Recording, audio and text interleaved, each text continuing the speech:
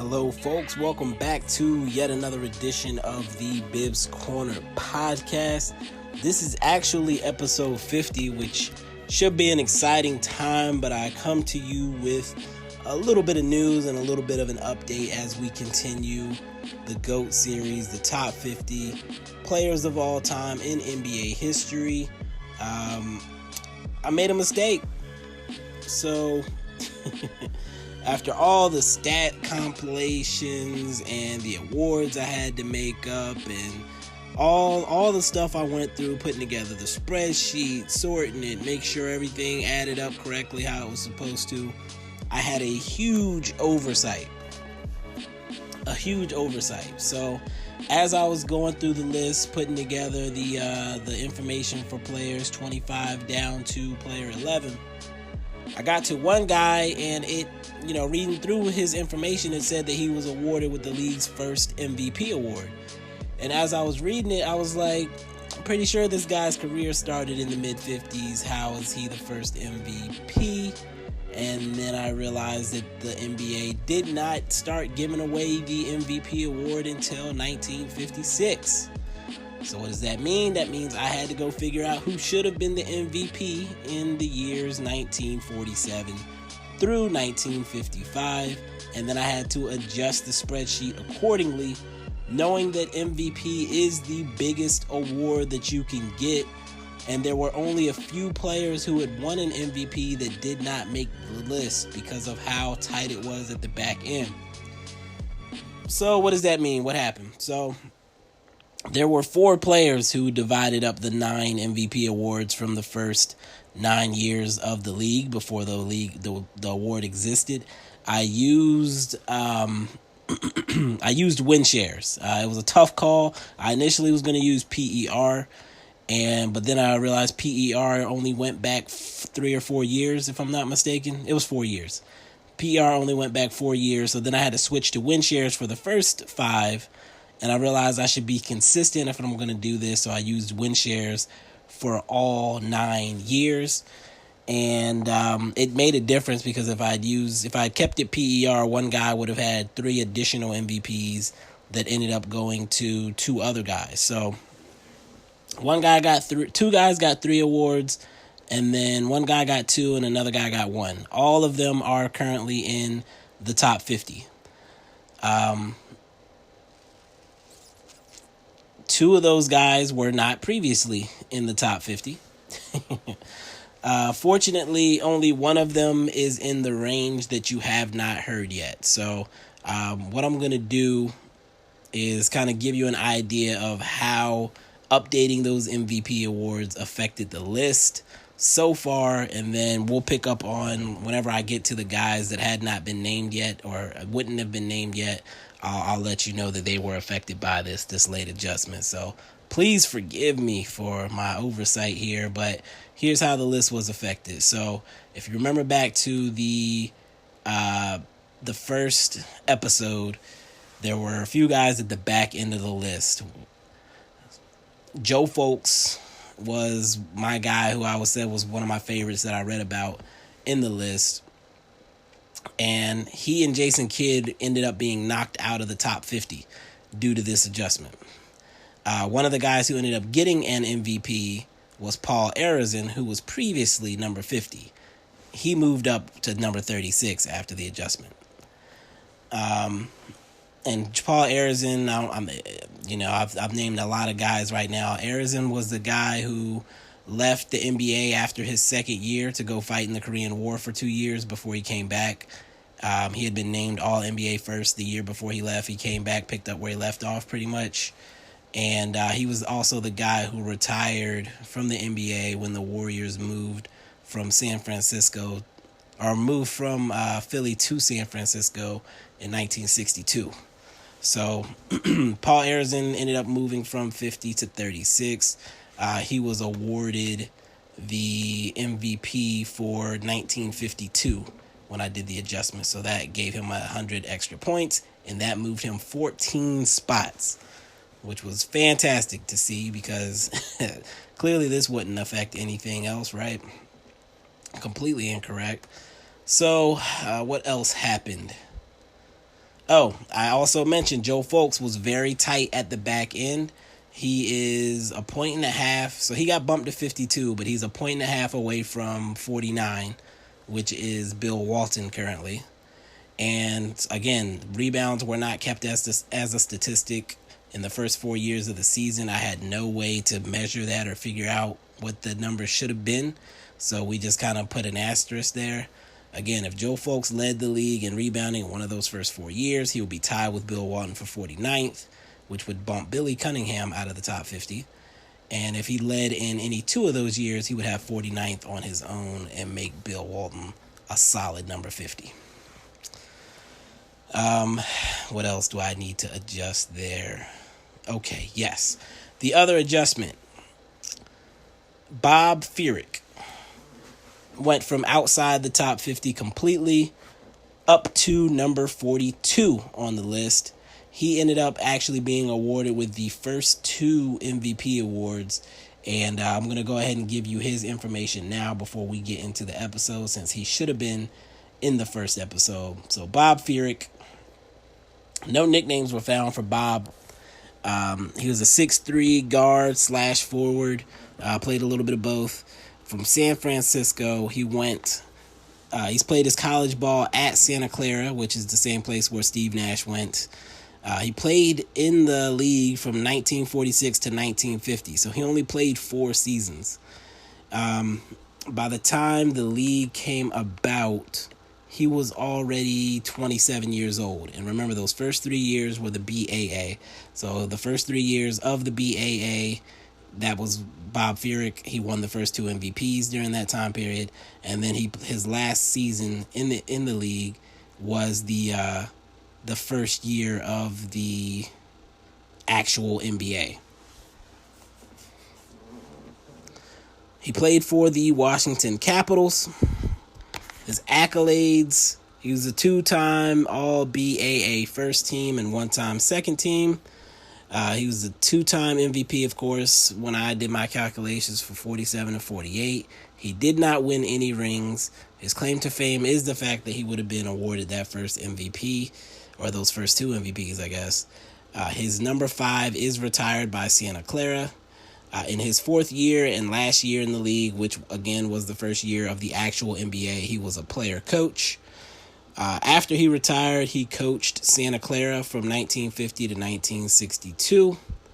He, after that year, became the coach of the Warriors when they moved from Philly to San Francisco. Again, he was from San Francisco. So besides Arizin retiring from basketball, the coach of the team actually decided not to travel with the team from Philly to San Francisco as well. So Bob Furyk became the coach of the Warriors at that time and coached them for their first 2 years in San Francisco before he became the Warriors GM and director of player personnel for a while. And then interestingly enough, and I guess probably because he only played 4 years, he is not in the Hall of Fame currently, although he was named to the league's 25th anniversary team in the mid-'70s. Apparently, he's one of 2 people that were named to the 25th anniversary team that is not also in the Hall of Fame. And that catches us up. So with that established, this episode is actually going to be number 26 down to number 11 because of the guy that jumped in. I have to give you the new number 26 now. And all of this will be hashed out in the written articles to come. The first 2 should be out this weekend. And again, it's going to be 52 down to 26 that will come out this weekend. And then, of course, this episode is going to be... 52 down to 27. And this episode is going to be 26 down to 11 as far as the new people you have not heard me mention. I apologize for any confusion this has caused. Very disappointed in myself for missing this. But we're going to keep grinding. We're going to keep it moving. Let's take a quick break, and then we'll get back to the task at hand. 2020's motivation, I'm gunning for all y'all. myself. Carry this weight like I own it. They see my picture, try to stone it, yo, but gotta keep it rolling. Cause opportunity was calling. And I know these brothers know it though. A league by myself. Yeah. Cause this is GOAT talk. Yeah. Hold on, this that GOAT talk. I'm trying to understand how success is classified. Okay, folks, and just like that, we're right back into the list, and we're starting off with a big one. Elgin Baylor comes in at number 26, again updated. Instead of starting at 25, we're starting at 26. So Elgin Baylor comes in at 26, nickname Mr. Inside, Rabbit, or Motor Mouth. Elgin Baylor was a 6'5" small forward out of Washington, D.C. He played his college ball at Albertson College of Idaho and Seattle University, and he played in the NBA from 1958 to 1972. And again, that nickname was Mr. Inside. There's another player later on this list who was nicknamed Mr. Outside, and they played together, of course. So, his teams were the Minneapolis Lakers, who later became the Los Angeles Lakers.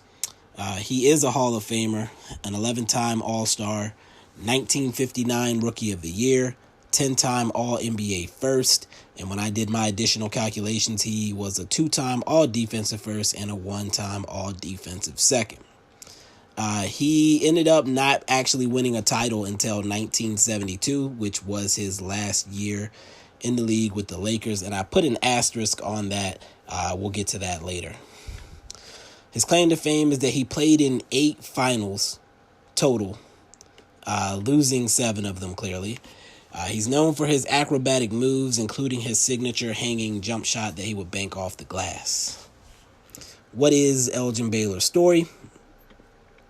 He was a bad student, which kept him out of college until a friend finessed him a scholarship at Albertson College. He had to play basketball and football, though, and the coach ended up being fired after his first year, and he lost his scholarship. He sat out a year after that.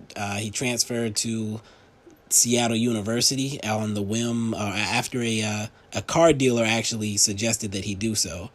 He went there, he sat out a year, and at this point he was actually eligible for the draft, and he was drafted in the 14th round by the Lakers, but he decided he wanted to stay in school instead. He ended up taking Seattle to the Final Four his junior year, and then decided it was time to go pro. He ended up being drafted by the Lakers again. However, this time he was drafted with the first pick in the draft. Now, because of his time period between not going to college at all and then having to sit out some time, he was actually 24 by the time he made it to the league. The Lakers owner at the time, Bob Short, was hoping that he could save the team. And in 1971, he actually admitted that if Elgin Baylor had chosen to go back to school for his senior year, the Lakers probably would have gone bankrupt. The year before Baylor got there, the Lakers were 19-53. In his rookie season, he took them to the finals. He scored 55 points in one game, the third highest ever behind Joe Folks, 63, and George Mikan, 61. In November 15th of 1960, he actually scored 71 points to set the new record. And now, he had already broken the record the previous year with 64, but he broke it again. And I didn't want to bother you with the progression of time. The next year, he was called to active duty. When he came into the league, he had actually been in the Army Reserve. So he was called to active duty, and he could only play when he had a weekend pass, and only ended up playing in 48 games that year. That year in the finals, he set the record of 61 points in a finals game, which still stands today. Knee injury started to derail his career, however, by 1963. He was still great after 1963, but not as dominant as before. The years before that, he had scored 34, 38, and 34 points per game. And then after the knee injuries, he stayed in the low to mid-20s the rest of his career. He actually retired 11 games into the 1971-72 season because of his knee issues. After he retired, the Lakers won a record at the time, 33 straight games, and they ended up winning the title. And even though he had retired just 11 games into the season, they decided to give him a ring anyway for all his efforts. And again, the GM said that he basically saved the Lakers, or the owner said that he basically saved the Lakers by coming there. His number 22 is retired by the Lakers and the Seattle Redhawks, who also named the court after him. And now when he played with them, they were the Chieftains, but obviously they got rid of the insensitive Native American term and changed their name to the Redhawks now. He is 9th all-time in playoff points per game with 27. 3rd all-time in career points per game with 27.4.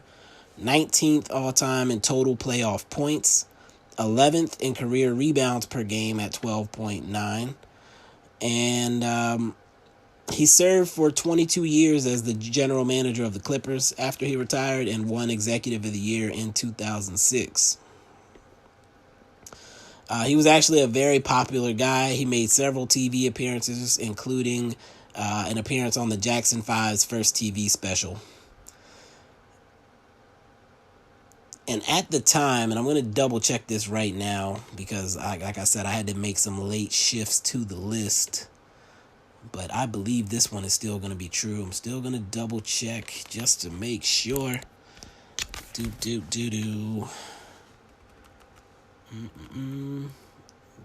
shouldn't take long. Where is he at? There he is. Yes, he is the last player that you're going to hear on this list that never won an MVP or Finals MVP in his career. Moving forward, number 25 on our list is none other than Rick Barry, the Miami Greyhound, a 6'7" small forward out of Elizabeth, New Jersey, played his college ball at the U, played in the NBA and ABA between 1965 and 1980. His teams, well, it's going to be a little bit of a list, so bear with me. The San Francisco Warriors, the Oakland Oaks of the ABA, the Washington Capitals, and the New York Nets of the ABA, before coming back, playing with the Golden State Warriors, and finally the Houston Rockets. He is a Hall of Famer, a 12-time All-Star, the 1966 Rookie of the Year, the 1967 Scoring Champ, the 1975 Steals Champ, 1975 Finals MVP, 5-time All-NBA First Team, 1-time All-NBA Second, and 4-time All-ABA First Team. When I did my additional calculations, he did win an All-Defensive First as well. As far as his rings, he won a 1969 ABA title with the Oakland Oaks, even though he actually didn't play in that series due to a knee injury. And he won in 1975 with the Golden State Warriors. His claim to fame, well, you may not know much about Rick Barry, but you may have heard about his underhand free throws. He actually shot 88% from the line with those unorthodox free throws. And that was in the ABA. In the NBA, he actually shot 90% from the line for his career. And I'm going to read his story, and it is a long one. But when we get closer to the top of the GOAT list, I want you to actually get to know these guys. So what is Rick Barry's story? His hometown Knicks actually chose Bill Bradley over him in the NBA draft, and he gave them 57 in the Garden his first trip there. After leading the NBA in scoring in his second year in the league and taking his team to the finals, he had a dispute with the Warriors owner over incentive money that wasn't paid to him. The ABA's Oakland Oaks offered him a ridiculous deal, $500,000 actually. They hired his old Miami coach, and who was also his father-in-law, and he was offered 15% ownership of the team and 5% of all ticket revenue over $600,000 for home games. The courts ordered him to sit out the 67-68 season because of the reserve clause that kept him from officially signing with another team, even in another league, because he was still under contract with the Warriors. He took it to court, and people started to see him as a selfish and money-hungry person in the public eye. He ended up being the first big-name player to flee from the NBA to the ABA when it started up. He did end up sitting out that year, and he did radio for the Oakland Oaks during that year. He was a star in the ABA after that, but did miss most of the 68-69 season due to injury. After that year, even though the team was amazing on the court, they couldn't sell tickets because they were the only ABA team that shared a market with an NBA team, and the NBA was obviously more established at that point.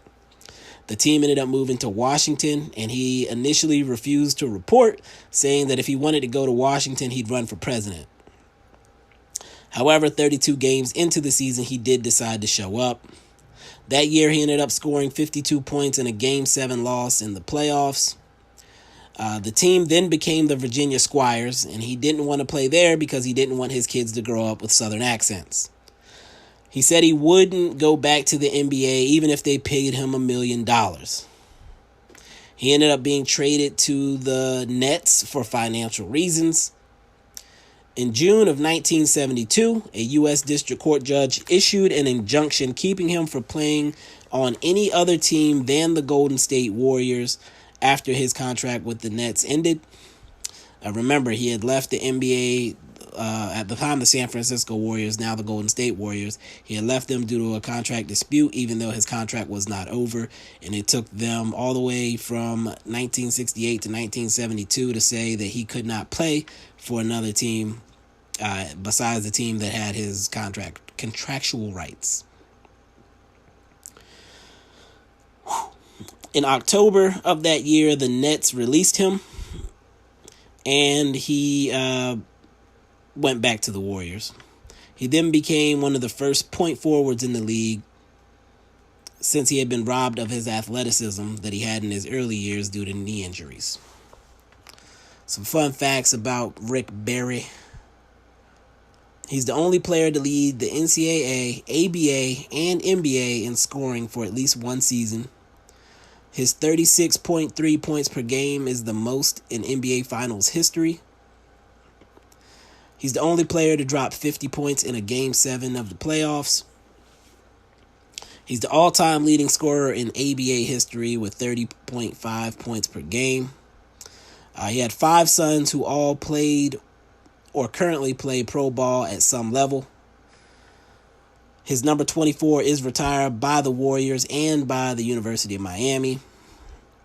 He is 8th all-time in playoff points per game, 15th all-time in career points per game.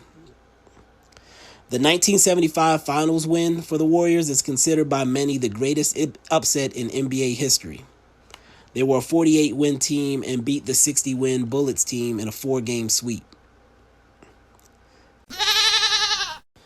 Moving forward to another big name on our list, number 24 is Oscar Robertson, the Big O, or Mr. Triple-Double. A 6'5" point guard out of Charlotte, Tennessee. Though he went to high school in Indianapolis, Oscar Robertson played his college basketball at the University of Cincinnati. He played in the NBA from 1960 to 1974 for the Cincinnati Royals and the Milwaukee Bucks. Oscar Robertson is a Hall of Famer, a 12-time All-Star, 7-time assist champ, 1961 Rookie of the Year, 1964 MVP, a 9-time All-NBA First Team assignee, 2 All-NBA Second, and a 1-time scoring champ. When I did my calculations, he also earned a All-Defensive Second Team, and he did win a ring in 1971 with the Milwaukee Bucks. His claim to fame is that he is the first player to average a triple-double, which he did in 1962. And 1970 through 1976, Robertson versus the NBA antitrust suit as president of the NBPA. He ended up changing the free agency and draft rules, and which led to higher salaries for all players. It was this lawsuit that delayed the ABA-NBA merger. Before this, the teams owned players basically, and players couldn't talk to other teams when their contracts were up. And of course, he's also known as the first big point guard at 6'5". And he's credited with inventing the head fake and the fadeaway jump shot. What is Oscar Robertson's story? He grew up poor in a segregated housing project. He chose basketball over baseball because it was a poor kid's game. His family couldn't afford a basketball, so he learned how to shoot by tossing tennis balls and rags that were wrapped up with rubber bands into a peach basket. His 1955 high school state championship was the first for an all-black school. They won again in 56 to complete the first perfect season and the state record for 45 games straight going back to the prior year. He dealt with a lot of racism in his career and was very outspoken about it. Some fun facts about the Big O. He had 21 points, 12 rebounds, and 10 assists in his first career game. His rookie year, he averaged 30.5 points, 10.1 rebounds, and 9.7 assists. His 181 triple-doubles is still the record to this day. He's third all-time in career assists per game at 9.5. 14th all-time in total points. 44th all-time in playoff points per game. 9th in career points per game at 25.7. His number 14 is retired by the Kings. Remember, he played for the Cincinnati Royals. They retired his number, and then when they became the Sacramento Kings, the Kings honored that retiring. His number 1 is retired by the Bucks, and his number 12 is retired by the Cincinnati Bearcats. He only won one MVP, but he was the only one to steal one in the years between 1960 and 1968, which were dominated by Wilt and Bill Russell.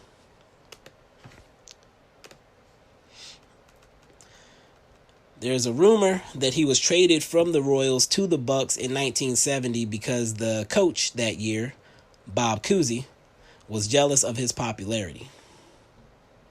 The team had struggled for the prior 6 years, and it ended up working out for him anyway since he won that title in 1971 with the Bucks. In 2018, sadly, he auctioned off his championship ring, which sold for somewhere between $50,000 and $91,000. Number 23 on our list is a player who is very special to me, Allen Iverson, the answer, or AI. Iverson is a 6-foot point guard / shooting guard out of Hampton, Virginia. Played his ball at Georgetown and played in the NBA from 1996 to 2010. His teams were the 76ers, the Nuggets, the Pistons, and then he ended his career after some time with the Grizzlies. He is a Hall of Famer, an 11-time All-Star, the 1997 Rookie of the Year, a 4-time scoring champ, a 3-time steals champ. He has 3 All-NBA First Team awards, 3 All-NBA Seconds, and an All-NBA Third, and he was the 2001 MVP. When I did my additional calculations, he did get the Finals loser MVP for his performance against the Lakers in that fateful Finals in 2001. He did not end up winning any rings in his career. His claim to fame, the signature crossover, his style, which made him one of the most influential players of all time, the MJ crossover in his rookie year, the Ty Lue step over in those finals, the practice incident, the cornrows, the sleeve, the clothes. Iverson left his mark on the league, even though he never won a ring. But before he got to the league, a lot had to happen. Allen Iverson got into a fight at a bowling alley with a group of friends. When they had a shouting match with a group of white kids, he and his friends were the only ones arrested after the fight, however. And he was convicted of felony maiming by a mob. Allegedly, he had hit a white woman in the head with a chair. He was tried as an adult. Iverson said that he didn't do it and that everyone knew who he was, so he'd be stupid to be acting like that, and especially would not have hit a woman. They later said that he had hit 3 people with the chair, which could have gotten him a sentence of 60 years. He was given 15, with 10 of them being suspended. However, after 4 months in prison, he was granted clemency by the governor, and his conviction was overturned in 1995 for a lack of evidence. The late John Thompson met with Iverson after he was released from prison and gave him a scholarship off of his work through his junior year of high school. Some fun facts about Iverson is that he was the shortest number 1 pick ever, and I know, he was the shortest player on this top 50 list.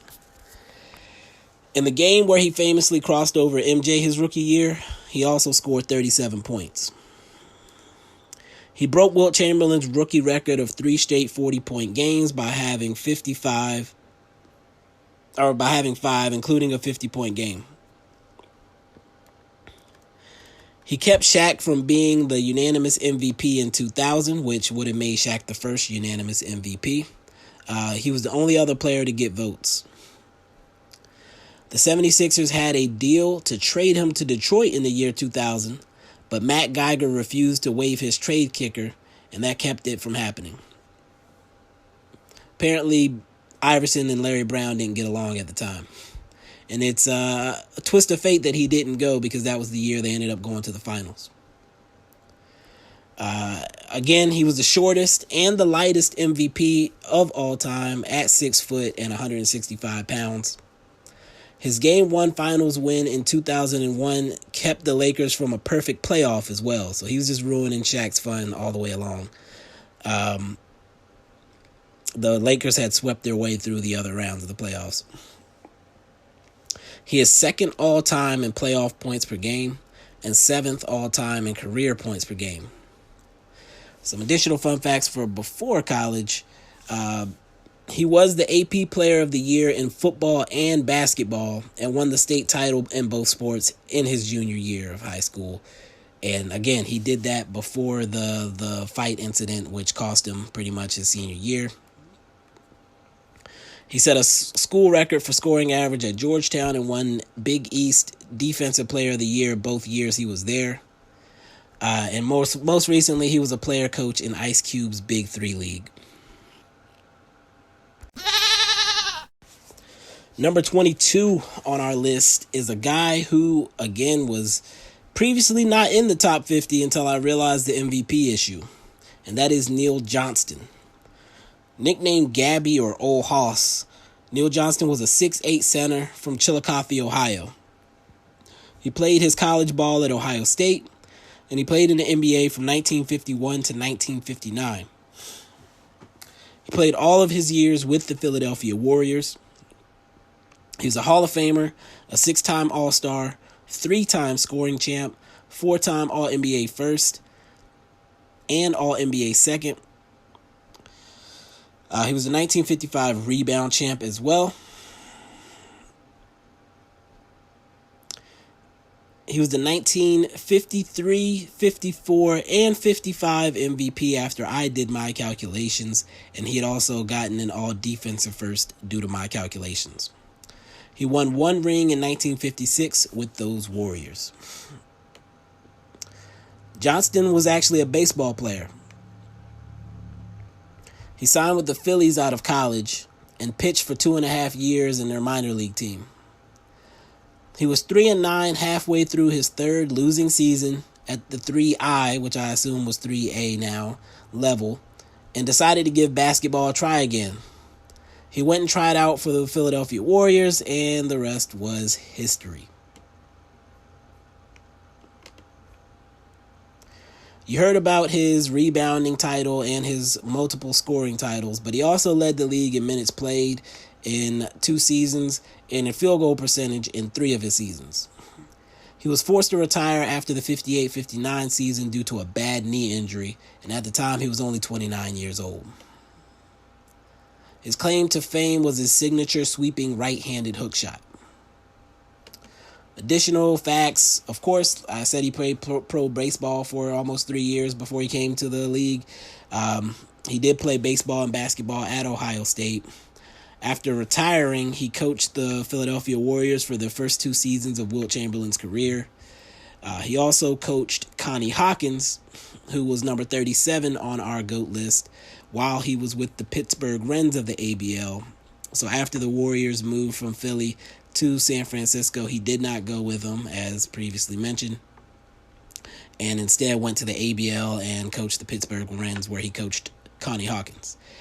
His last job was as the AD at Northlake College in Irving, Texas.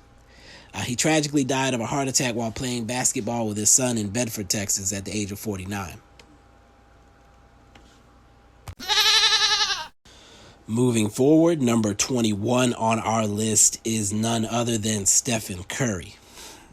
The babyface assassin, or Chef Curry. Steph is a 6'3" point guard who was born in Akron, Ohio, although he spent most of his formative years in Charlotte.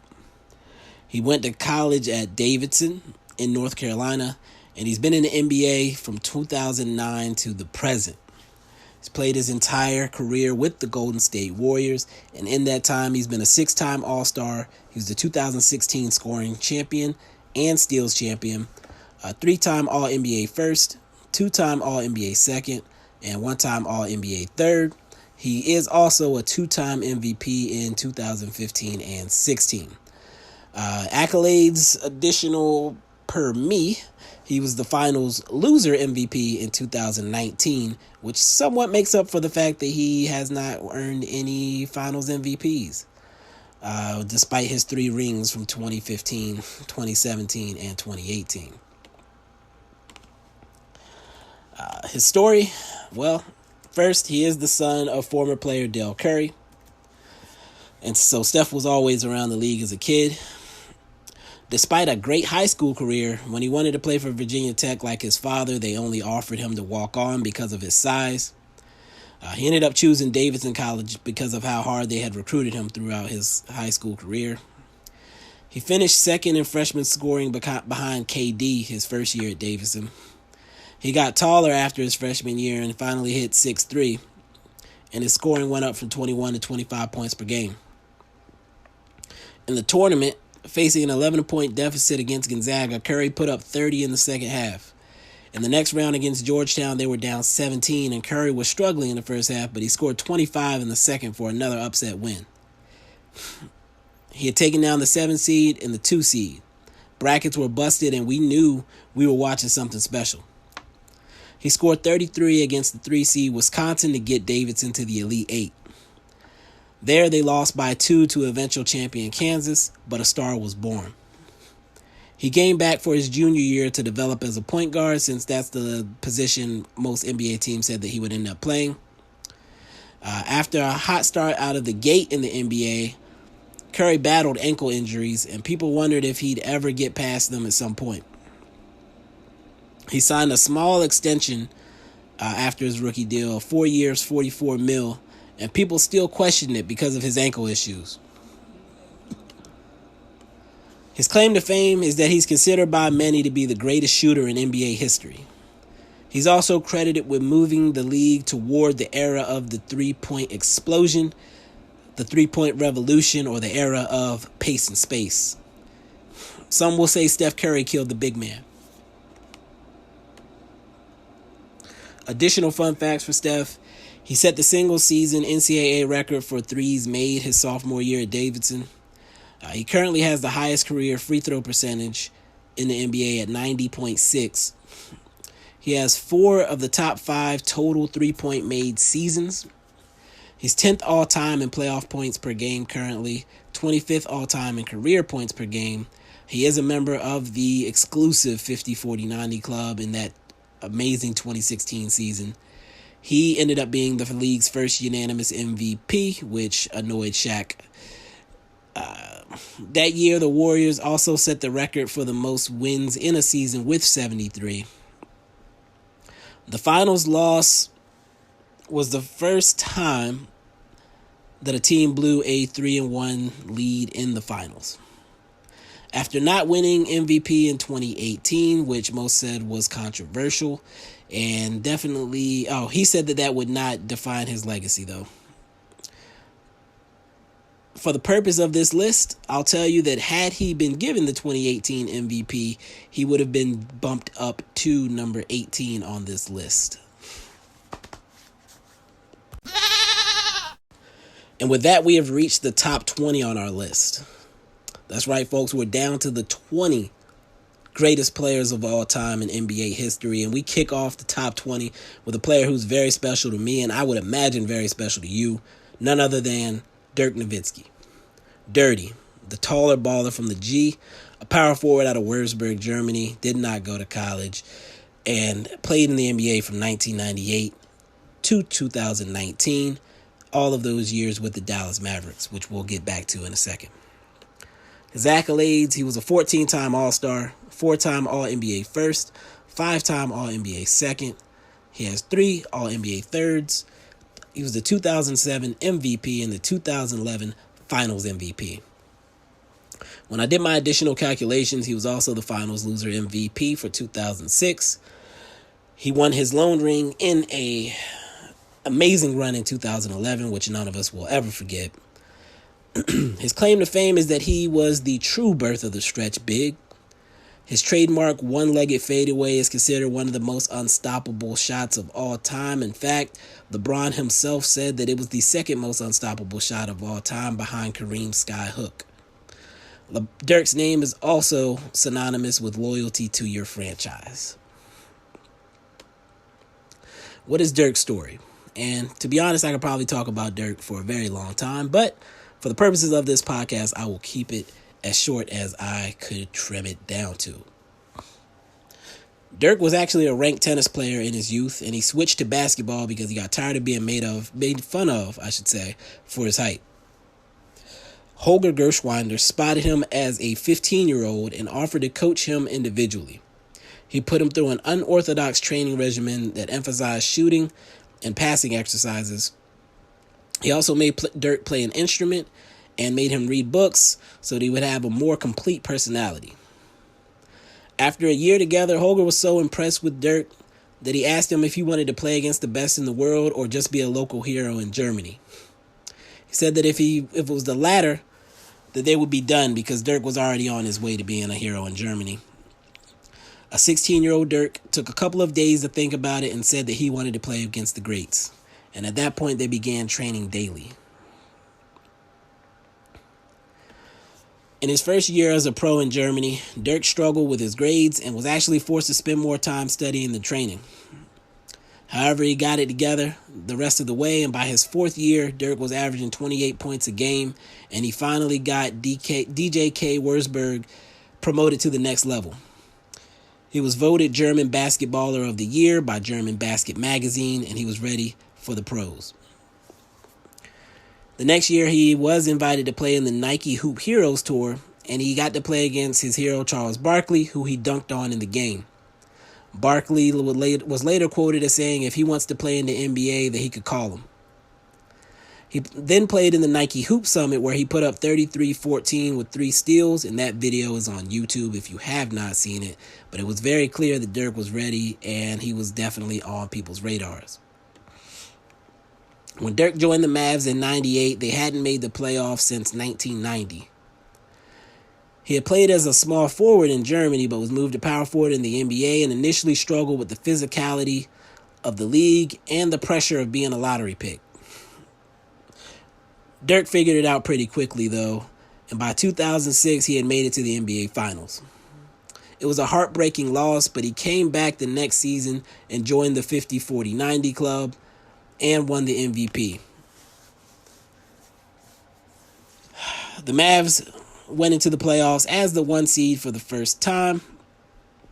However, they faced, I'm not going to go into what happened in 2007. I think we all know. Nowitzki would not get back to the finals until 2011 on a magical run that had him lead his team past the defending champions in a sweep, a rising duo of Westbrook and Durant, as well as Miami's big 3 in LeBron, Dwayne Wade, and Chris Bosh. Another piece of Dirk's legacy is that he took several pay cuts over the course of his career to leave cap space for the team to bring in help, though that help never came.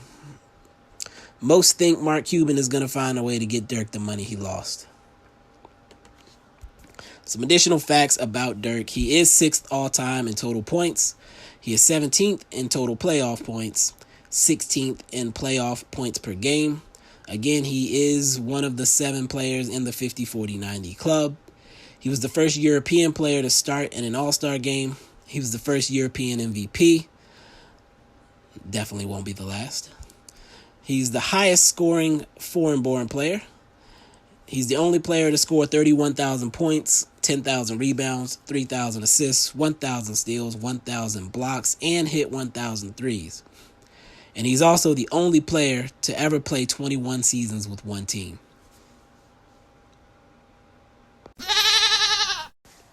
Number 19 on our list is none other than Bob Cousy. Nicknames Coos and the Houdini of the Hardwood, Bob Cousy was a 6'1" point guard out of New York, New York. Played his college ball at Holy Cross. He played from 1950 to 1970, technically, though he was retired between 63 and 69. If you recall, I mentioned he came back for 1970 and traded Oscar Robertson because he was jealous. He only played 7 games in that 1970 season when he came back as like a publicity stunt. His teams were the Celtics and the Cincinnati Royals. He is a Hall of Famer, of course, a 13-time All-Star, 8-time assist champ, 10 times All-NBA first, 2 All-NBA second, and the 1957 MVP. When I did my additional calculations, he was given 7 All-Defensive first teams and was a 2 times Finals MVP in 1957 and 1961. He won 6 rings, 1957, 59, 60, 61, 62, and 63. And if you weren't keeping count, that is a 5P on the back end. What is his story? He was actually cut from his high school team his first 2 seasons, and he broke his hand falling out of a tree his sophomore year. He ended up having to use his left hand during that time, and it made him ambidextrous. His ability to use both hands well stood out, and the high school coach invited him to come try out for the JV team. He actually didn't make it to varsity until the second half of his junior year because of a class he had failed. He initially didn't plan to go to college at all, but when basketball started going well for him, he started studying harder and training so that he could. In college, he got into trouble for his flashy street ball play with behind-the-back dribbling, no-look passes, and it wasn't until his senior year, when fans chanted for him to get into the game, that a coach actually put him in. He led a comeback and hit a buzzer beater for the win in that game, and from there on, he was the man on the team. He was initially drafted 3rd by the Tri-City Blackhawks, but refused to report and play for them, and was later picked up by the Celtics. His claim to fame. Well, first of all, he created the National Basketball Players Association in 1954. Prior to this, NBA players had no health benefits, no pension, no minimum salary, and the average salary was about $8,000. He was president of the NBPA until 1958. Cousy is also considered the first great point guard in the NBA. As a player, he was known for his eye-catching ball handling and unorthodox passing. He's basically credited with birthing Pistol Pete and Magic Johnson. He's also credited with raising the profile of the league and of the Celtics. Cousy was also well known for his public stance against racism. A product of growing up in a mixed-race area of New York City, in 1950, the Celtics played a game in a segregated Charlotte. His teammate Chuck Cooper, who was the first black player drafted in NBA history, would not have been able to stay in the hotel with the team. Rather than go to the hotel, Cousy chose to ride in a long train overnight to the city with him. Cousy described a situation where Cooper was refused access to the very clean all-whites toilet and forced to use a rundown all-blacks toilet as the most shameful moment of his life. He also sympathized with future teammate Bill Russell, who was frequently a victim of racism as well. Some additional fun facts about Cousy. His number 14 is retired by the Celtics. His number 17 is retired by Holy Cross. He won 8 of the first 11 assist titles in the NBA. His father actually fought for Germany in World War I. And after winning the 1962 finals, he infamously threw the ball into the rafters at the Lakers Stadium. And that moment is one that is noted in NBA history when you look at highlight tapes of the game. And I'm going to take a break real quick, and we'll get into 18 through 11. 2020's motivation, I'm gunning for I'm in a league by myself, carry this weight like I own it, they see my picture, try to stone it, yo, but gotta keep it rolling, cause opportunity was calling, and I know these brothers know it though, a league by myself, yeah, cause this is go talk, hold on, this that go talk. Trying to understand how success is classified. Okay, getting right back to the fun. If you saw me on Twitter say I was getting a couple guys mixed up, this is where that happened. So number 19 was Cousy, and now number 18 is Jerry West, Mr. Clutch, or the logo. Jerry West was a 6'3" point guard and shooting guard out of Cheyenne, West Virginia. Played his college at West Virginia. And he played in the NBA from 1960 to 1974. All of those years with the Los Angeles Lakers. Jerry West is clearly a Hall of Famer, a 14-time All-Star, 10-time All-NBA first, 2-time All-NBA second, 4-time All-Defensive first, 1-time All-Defensive second, the 1969 Finals MVP in a loss, the 1970 scoring champ, and the 1972 assist champ. Choking over here. He got no additional awards when I did my calculations, and he actually only won 1 ring in 1972. His story, I went deep on his story. So as a child, West was outgoing and aggressive until his brother was killed in action in the Korean War. From there, he became shy and introverted, which I can somewhat relate to that type of transition when a traumatic experience happens in your life. West's father actually abused him, and he slept with a gun under his bed, fearing that one day he would have to kill his father in self-defense. He was a small and frail kid who had to take vitamin injections and be kept away from sports for fear of him being injured. However, a neighbor put up a hoop on a barn near his house, and he would spend hours shooting on it, to the point that some people called it obsessive. Once he got to high school, he began playing basketball, and he started as a small forward. His mid-range jumper became his signature, and with no three-point line, one of the nicknames he had was Mr. Outside. In college, he was a stud. He took West Virginia to the to the championships, where they lost to Cal by 1 point. He was still named the tournament most outstanding player, despite the loss, which obviously was a theme that followed him to the NBA. He was drafted by the Minneapolis Lakers, but they immediately moved to Los Angeles that year. They actually hired his college coach and moved him from small forward to guard for the first time. The Lakers would end up reaching the finals multiple times, and West would dominate, but it wouldn't be enough to beat the Russell and Havlicek-led Celtics. The size of the Celtics just kept beating the speed of the Lakers, until 1968 when the Lakers traded for Wilt Chamberlain. However, that year in the finals, West injured his hamstring in Game 5 and ended up having to limp through the last 2 games. In Game 7, he actually led a huge comeback and finished with a 40-point triple-double in a loss. He became the only player to ever win MVP in a losing effort that season. By that point, he had lost so many times in the finals that he was seen as a tragic hero. Bill Russell held his hand after that game, and John Havlicek told him that he loved him. In the finals the next year, he hit a 60-foot shot at the end of Game 3 when they were down 2. However, because there was no three-point line, it only counted for 2 and they went into overtime. It's considered one of the greatest moments in NBA history, But West ended up actually getting hurt in overtime, and they ended up losing that game. Game 7 of that series is the famous game where Willis Reed, if you recall from previous episodes, hobbled out of the tunnel to start the game and scored the first couple of baskets and inspired his team, the Knicks, to victory.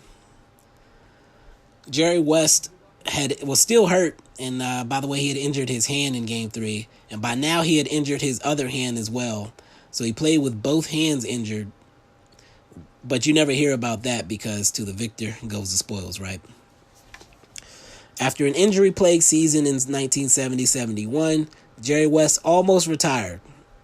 But he came back for another year, and the Lakers actually ended up going 69-13 under a new coach who emphasized defense and fast break scoring. He actually had a bad series based on, if you compare it to his other series in that finals, but the Lakers finally got a ring, winning 4-1 in the championship. He actually could have kept playing, but his career ended because of a contract dispute with the Lakers. His claim to fame was the ability to be a playmaker as a point guard or a bucket getter as a shooting guard. He was also a two-way player, which he doesn't get enough credit for. He was noted as having a lightning-quick release and for being a clutch performer. Because he had been a forward early in his career in college and in high school, with his super long arms, which helped him get a lot of rebounds and play tough defense. He was noted as a ball hawk and a shot blocker, one of the first great shot blocking guards. All defensive teams came around on the back end of his career, but he still didn't make any when I created the teams pre-1969, so I'm not sure how those were really calculated because, again, steals and blocks were not counted during that time period. There's almost no doubt that he led the league in steals during those early years, according to testimonies. He was known to always keep working harder and harder and was never satisfied with himself. After a 40-point unofficial quadruple-double, where he had 10 blocks, but of course, again, like I said, blocks weren't tracked officially at that time. He was asked about his great game and said that he was disappointed in how he played defensively. He also allegedly had bounce and could reach 16 inches above the rim, which is ridiculous. Now, they say he had long arms, but 16 inches above the rim, that's crazy. I need to see that on film for Jerry West. Some additional fun facts is that he had a very thick Appalachian accent and a high-pitched voice. Most people acted like they couldn't understand him, and some probably couldn't. Elgin Baylor called him Tweety Bird because of his voice. His intensity could be described as the early versions of the Mamba mentality. He has the highest points per game in a playoff series at 46.3 in 1965. He's third all-time in playoff points per game at 29.1, fifth all-time in career points per game at 27, ninth in playoff total points. He's the only player to officially win Finals MVP despite losing, which I've already mentioned. His number 44 is retired by the Lakers and West Virginia. He was also an 8-time champion as an executive and was Executive of the Year in 1995 and 2004. And, of course, his silhouette is the NBA logo. Moving on down the list, number 17 is Moses Malone, a.k.a. the chairman of the boards, a 6'10 center out of Petersburg, Virginia. He came to the NBA, or ABA actually, straight out of high school, playing in the ABA and NBA between 1974 and 1995. He played for the Utah Stars, the Spirits of St. Louis, the Buffalo Braves, the Houston Rockets, the 76ers, the Washington Bullets, the Atlanta Hawks, the Milwaukee Bucks, and the San Antonio Spurs. His accolades: he's a Hall of Famer, a 13-time All-Star, 6-time rebound champ, 3-time MVP in 1979, 82, and 83, 4-time All-NBA first, 4-time All-NBA second. He had an All-Defensive first and 1 All-Defensive second. He was the 1983 Finals MVP as well. As far as the additional awards that I had to give him, he was the finals loser MVP in 1981 with the Rockets. And because that was before 84, remember I made a distinction between 84 to present because that was when the current 16-team format started. He only got 12.5 points for being the finals loser MVP in 1981. From 77 to 83, which was the years after the merger, I only gave 12.5 points for that. He did win a championship in 1983 as well, which was a ridiculous year for him. His story, his high school team went undefeated in his last 2 years, winning both titles, and he was initially supposed to go to Maryland for college. However, after being drafted in the third round of the ABA draft, he decided to go straight to the pros. The New York Times called him the first high schooler in modern basketball to go directly to the pros. He spent his first 2 years in the ABA with the Stars, folding during his second year and selling him to the Spirits of St. Louis to finish the season. He ended up with the Buffalo Braves in the NBA after a series of draft decisions and trades, but then they ended up trading him one more time to the Rockets 2 games into the season. He won his first 2 MVPs with Houston. They went to the finals in 1981, but lost in the first round in 82. Which was not his fault, by the way. They traded the MVP to Philly, and he won a title in his first year in Philly. When Charles Barkley arrived at training camp weighing 300 pounds as a rookie, Malone took Charles Barkley under his wing and got him to lose 45 pounds. Malone's claim to fame is he was a dominant and relentless rebounder. He was known for rebounding and scoring off of his own misses, and some accused him of stat padding because of this. His number 2 is retired by the 76ers, and his number 24 is retired by the Rockets. He's 46 all-time in playoffs points per game, 9th all-time in total points. He has the most offensive rebounds all-time for a season, for a career, and for a game with 21. He is 3rd all-time in total rebounds, and he's the only player to average 20 points and 10 rebounds for 4 different teams. Moving on down our list, we've gone from 2 legendary point guards to 2 legendary big men. Number 16 on our list is Hakeem the Dream Olajuwon, or Little Moses. And it's fitting that he comes after Moses Malone because of that nickname. Hakeem was a 7-foot center out of Lagos, Nigeria. Played his college ball at the University of Houston. Played in the NBA from 1984 to 2002. Playing most of those years with the Houston Rockets before finishing with 1 season with the Toronto Raptors. He is a Hall of Famer, a 12-time All-Star, 2-time rebounding champ, 3-time block champ, 2-time Defensive Player of the Year in 93 and 94, 6-time All-NBA first, 3-time All-NBA second, 3-time All-NBA third, 5-time All-Defensive first, 4-time All-Defensive second, 2-time Finals MVP, and the 1994 NBA MVP. When I did my additional calculations, he did get 1 final loser MVP for a 1986 loss in the finals against the Celtics. He has 2 rings in 1994 and 1995. His story: he was the number 1 pick in the 1984 draft, picked ahead of both Michael Jordan and Charles Barkley.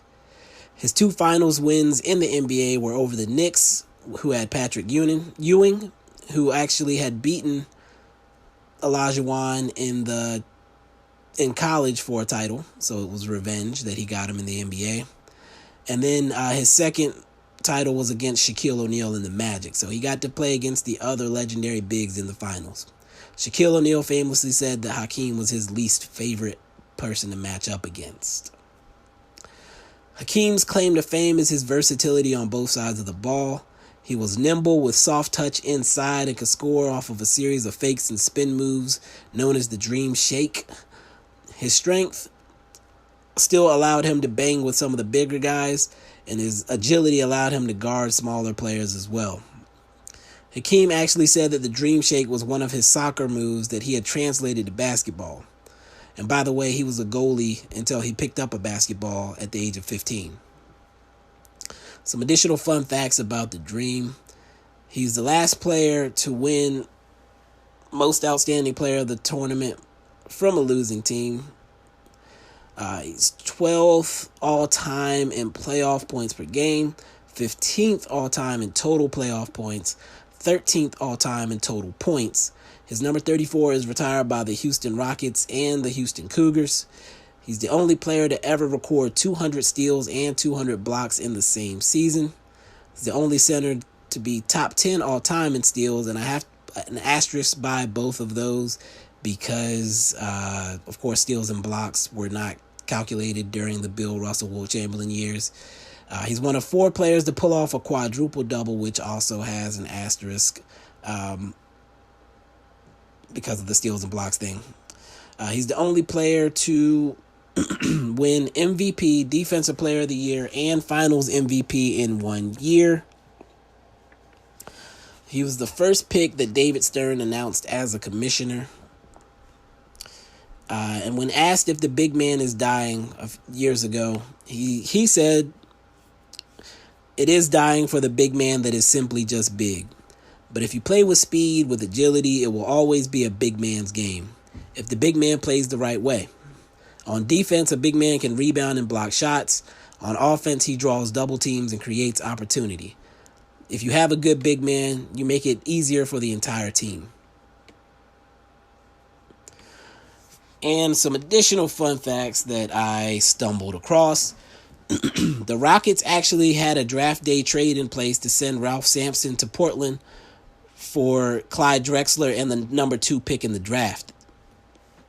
And this was after they had picked Hakeem number 1. They could have traded Ralph Sampson to Portland for Hakeem's former college teammate Drexler, and they would have gotten the number 2 pick, which they could have picked Michael Jordan with. If that had occurred, the Rockets would have had Hakeem, Michael Jordan, and Clyde Drexler on the same team. To note how significant that is, every finals from 1990 through 1998 involved at least one of these 3 men. And some of them involved 2 of them. And why was he called Little Moses? When he was in college at the University of Houston, he struggled his freshman year and was told to go train with the pros during the summer. One of those pros was Moses Malone, who kind of took to him, and he came back to college as a completely different guy after that. And of course, he followed in Moses' footsteps, getting to play for the Rockets later on. Number 15 on our list, and I already know some of you are going to hate this one, but number 15 on our list is Kevin Durant. Durantula, KD, the Slim Reaper. Durant's a 6'10" small forward out of D.C., playing 1 year college ball at Texas. Durant has been in the NBA since 2007 and is still an active player. His teams are the Seattle Supersonics, who became the OKC Thunder. He also played for the Golden State Warriors, and this coming season he will make his debut with the Brooklyn Nets. Durant is a 10-time All-Star. He was a 2008 Rookie of the Year, 6-time All-NBA First, 3-time All-NBA Second, the 2014 MVP, a 4-time scoring champ, and a 2-time Finals MVP. When I did my additional calculations, he did earn a Finals Loser MVP for 2012. He has 2 rings, of course, with the Warriors in 2017 and 2018, regardless of how you value them. Remember that I did not calculate just getting a ring as something that counted towards your GOAT points, but because he won the 2 Finals MVPs, it still ended up helping him. His story, he's one of the famous one-and-done players that was immediately good in the league. He got the Thunder to the finals alongside Russell Westbrook in 2012, but after not being able to get back for several years, including famously blowing a 3-1 lead to the Warriors in a conference finals, Durant took the if you can't beat them, join them approach and won 2 titles with the Warriors. With his ring secured, Durant headed out east to see if he can prove that he can win without a stacked team. He is now 32. on the back end of his prime, so it'll be interesting to see if his game changes at all the rest of the way. His claim to fame is his long, slender body and his scoring ability. He is one of 2 players to win 4 scoring titles in a 5-year span. And he's finished second in MVP voting 3 times in his career. Some fun facts. He is a member of the 50-40-90 club, which he joined in 2013, and again only has 7 members. His number 35 is retired by the University of Texas. He's 4th currently in playoff points per game and 6th in career points per game. So keep that in mind with regard to his ranking, because if he plays a while longer, I have to imagine that's going to go down at some point, and that could affect his ranking. But, if he wins another MVP, if he wins a finals MVP, or gets named All-NBA first, etc. and so forth, those are going to count towards his points. So points are going to fluctuate, and we'll see where he ends up when the dust settles. He is currently 11th in total playoff points. He also is a 5% owner of the Philadelphia Union of the MLS, and he's currently working on a show with Apple TV that is basketball themed. All right, so number 14 on our list, we got to go way back again. Number 14 is Bob Pettit, a.k.a. Big Blue. A 6'9" center or power forward out of Baton Rouge, Louisiana. He played his college ball at LSU and played in the NBA from 1954 to 1965. He played for the Milwaukee Hawks and also the St. Louis Hawks when the team moved.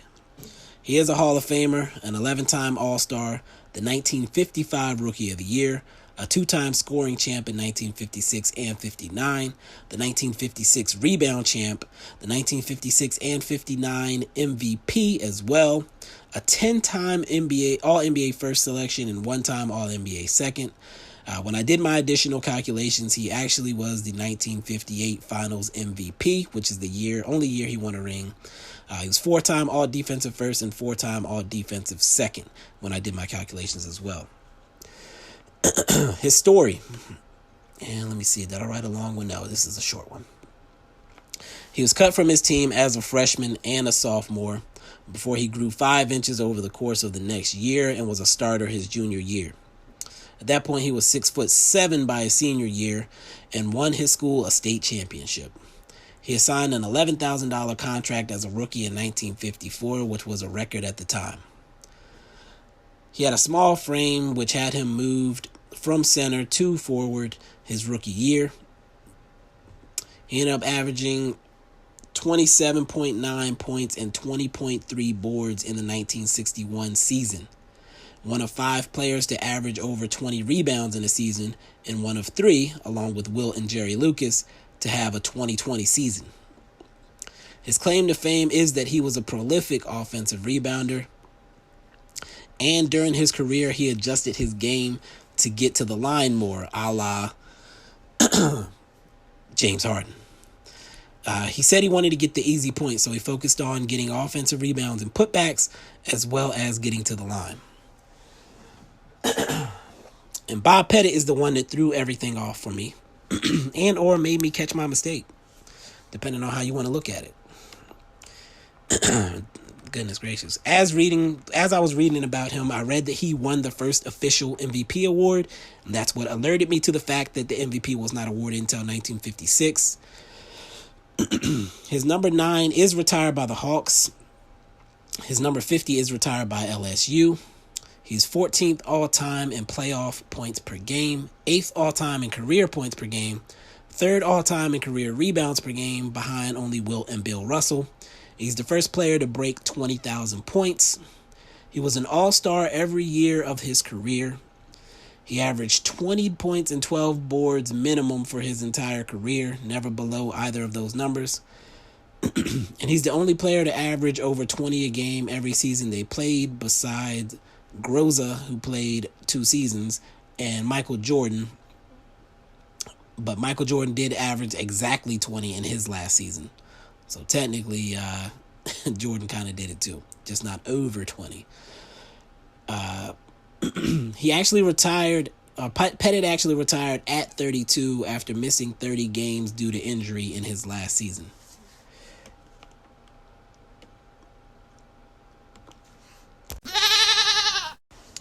All right, and as we move to number 13, we're going to start getting into those guys that you're wondering if they made the top 5 or the top 10. Number 13 on our list is actually Shaquille O'Neal. Shaq, Diesel, the big Aristotle. Shaquille O'Neal was a 7'1" center out of Newark, New Jersey. Went to high school in Texas. Played his college ball in LSU. He was in NBA from 1992 through 2011. Playing for the Orlando Magic, the Los Angeles Lakers, the Miami Heat, the Suns, the Cavaliers, and the Celtics at the later stages of his career. Shaq is a Hall of Famer, a 15-time All-Star, the 1993 Rookie of the Year, a 2-time scoring champion in 95 and 2000, an 8-time All-NBA first-team selection, 2-time All-NBA second, and 4-time All-NBA third. He's a 3-time All-Defensive second-team selection, the 2000 MVP, and a 2000 through 2002 Finals MVP during the Lakers three-peat. When I did my calculations, he did earn 2 Finals Losers MVPs in 1995 and 2004. He does have 4 rings, obviously, the three-peat with the Lakers, and then in 2006 with Dwayne Wade and the Heat. His story is, he was a force from day one. O'Neal took the Magic to the finals in just his 3rd year in the league, but after 4 seasons left for the Lakers, saying that he felt like a big fish in a dried-up pond due to the lack of privacy he had. There were several polls in local newspapers that made it appear that the fans didn't want him to come back, so he obliged. Shaq had also learned that Penny didn't want him to make more money than him, and he didn't really have much incentive to stick around. He ended up going over to the Lakers, where he won those 3 championships, before tensions between he and Kobe and the front office led to him being traded to the Heat in 2004. When he won the MVP in the year 2000, by the way, he was 1 vote away from being unanimous, which I mentioned earlier when we were talking about Iverson. Fred Hickman of CNN chose Iverson and kept Shaq from being unanimous. When it came time for the Lakers to trade Shaq, they first tried to trade Shaq for Dirk, but Mark Cuban shut that down. In Shaq's first year with the Heat, he finished behind Steve Nash in MVP voting in one of the closest races in NBA history. Shaq's claim to fame is that he's one of the largest players ever at 325 pounds and considered one of the most dominant forces the league has ever seen. After he broke 2 backboards his rookie year, the league changed the backboard supports to make sure that didn't keep happening. Shaq is now currently part of the legendary NBA on TNT crew, and he was also a platinum recording artist and an actor. Some additional facts about Shaq: his number 34 is retired by the Lakers, his number 32 is retired by the Heat, his number 33 is retired by LSU. He's 25th all-time in playoff points per game, 23rd all-time in career points per game, 5th all-time in total playoff points, 10th all-time in total points, 3rd all-time in field goal percentage, one of 3 players to win MVP, All-Star Game MVP, and Finals MVP in the same year, with Willis Reed and MJ, who did it twice. Shaq was also a notoriously bad free throw shooter. His 0 for 11 from the line is a record for the most misses without a make in a game. Phil Jackson at one point pointed out that Shaq underachieved in his career and said that was because he was not a worker. He said that Shaq should have been MVP 10 times. And most people would probably agree. All right. Now, man, I'm telling you, this is the tough part of the list. These are names everybody knows, and guys, you're kind of probably wondering where they fell. So number 12 on our list is Karl Malone, a.k.a. the Mailman. Malone was a 6'9" power forward out of Summerfield, Louisiana. Played his college ball at Louisiana Tech. Played in the NBA from 1985 through 2004, playing most of his years with the Utah Jazz before one final chase for a ring with the Lakers in 2004. He is a Hall of Famer, a 14-time All-Star, 11-time All-NBA first, 2-time All-NBA second, 1 All-NBA third, 3 All-Team defensive first, 1 All-Defensive second team, and the 2-time MVP in 1997 and 1999. Additional accolades he earned from me was he was the Finals loser MVP in 97 and 98. He did not end his career with any rings. His story: he's the youngest of 9 children. He grew up on a farm in Louisiana, raised by a single mother. His father had actually started a family with another woman, but committed suicide when Carl was just 3. In high school, he won 3 state championships before heading to college.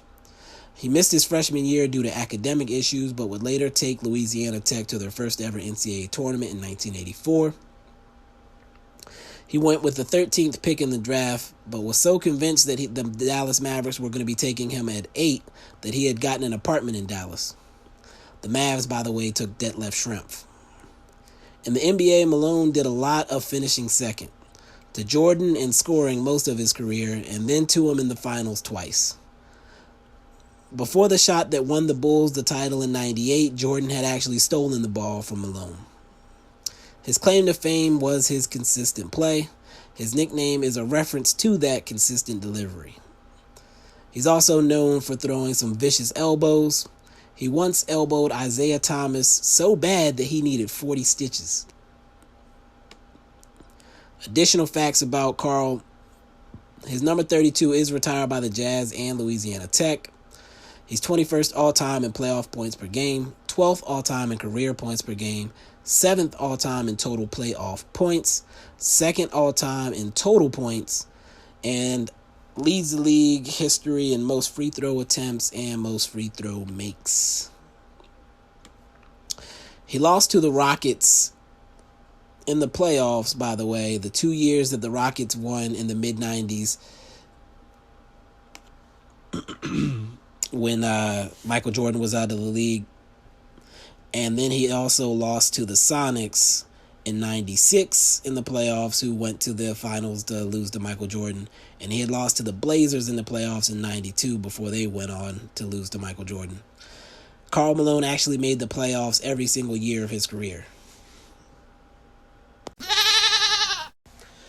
And finally, number 11 on our list, and the last one you're going to get in this episode, and we are definitely ending on a high but difficult note.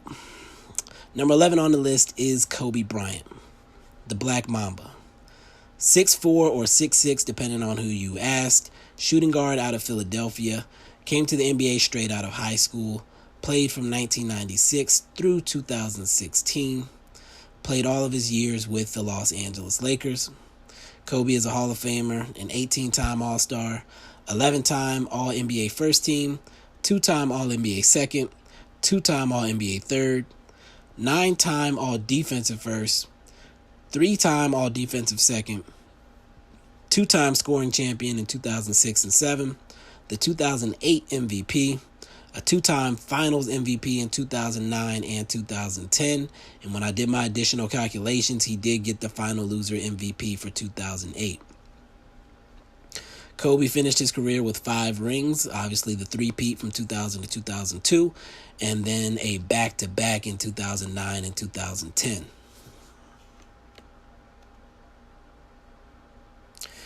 I gave Kobe's story some length here, so he's the son of a former NBA player, Joe Bryant.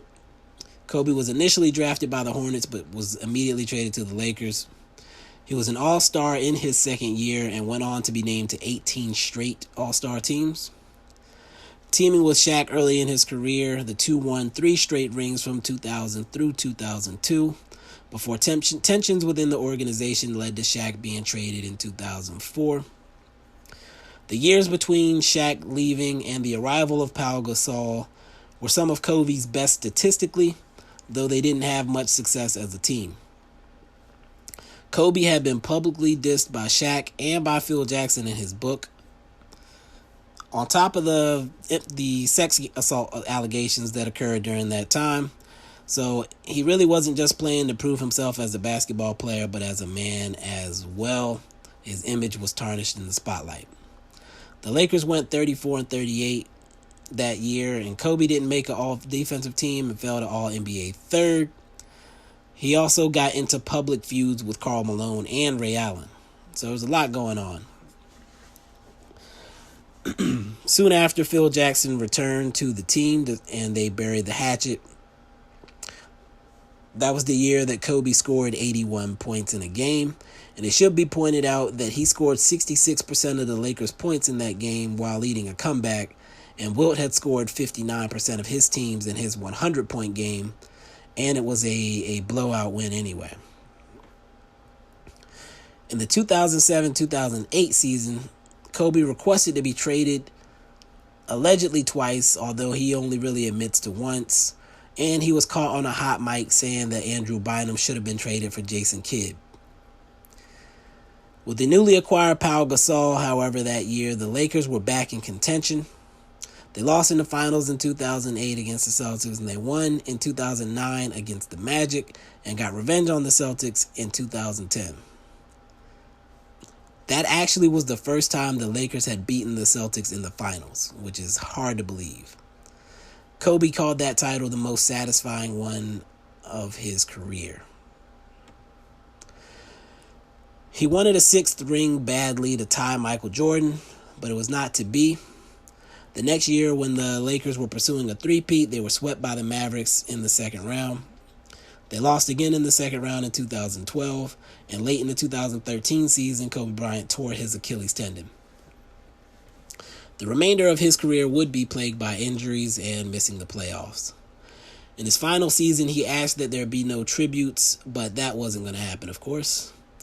He was actually surprised by the amount of cheers from fans that had booed him all his career as he toured the league. He would end up scoring 60 points in a magical finish to his career that I definitely recall watching and enjoying. But the team finished 17-65 that year, the worst in the history of the Lakers franchise. Kobe's claim to fame is that he's one of the most complete players in NBA history.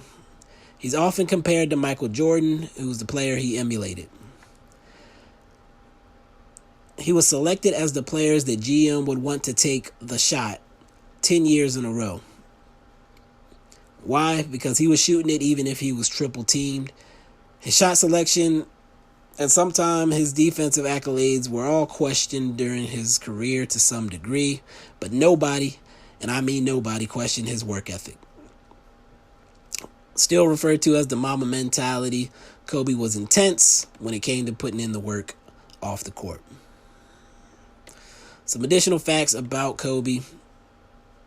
He actually won an Oscar for Best Animated Short with Dear Basketball in 2018. He made many appearances in TV and film throughout his career.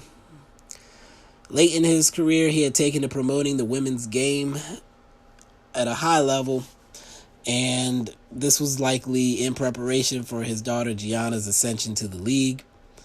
He was a very fierce advocate for the WNBA players, and that's something that I believe other players have picked up since his passing. His number 8 and number 24 are both retired by the Lakers. He finished 13th in playoff points per game, 13th in career points per game, 4th in total playoff points, 4th in total points.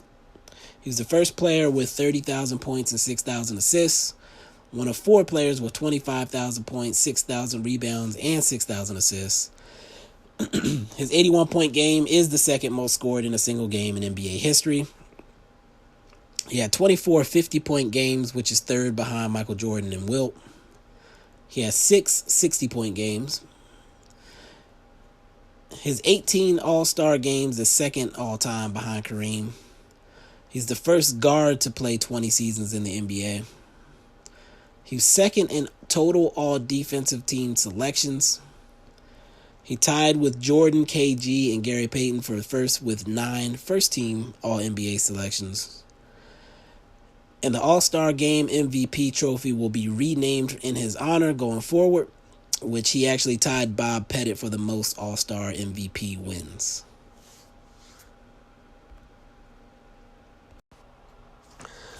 And that is actually going to do it for part 3 of the GOAT series. Again, I hope you guys are enjoying it. We'll be back next week with the top 10, which you should have some idea as to who's on that list by now. Even if you don't know the order, and the order is going to be so fun, I promise you. The written pieces will be coming out this weekend, November 1st and 2nd for the first 50, and I guess not the first 50, 27. I'm going to do 26. I'll do 26. I'll be fun. We'll go 26 back to 52. Will be coming out this weekend, so you'll be able to read through those. Because obviously it's easier to share and discuss things that are in written format versus the audio. But again, I hope you guys are enjoying this. I've enjoyed putting it together, and I'm definitely going to enjoy going through that top 10 and starting to see you guys' reaction now that you have a better idea of where everybody is landing and where some of your favorite players may have landed. Again, I am Mike Bibbins, your host of the Bibbs Corner podcast. Hit me up on Twitter at Bibbs Corner. Of course, if you have complaints and or comments. And I'll catch you guys next week.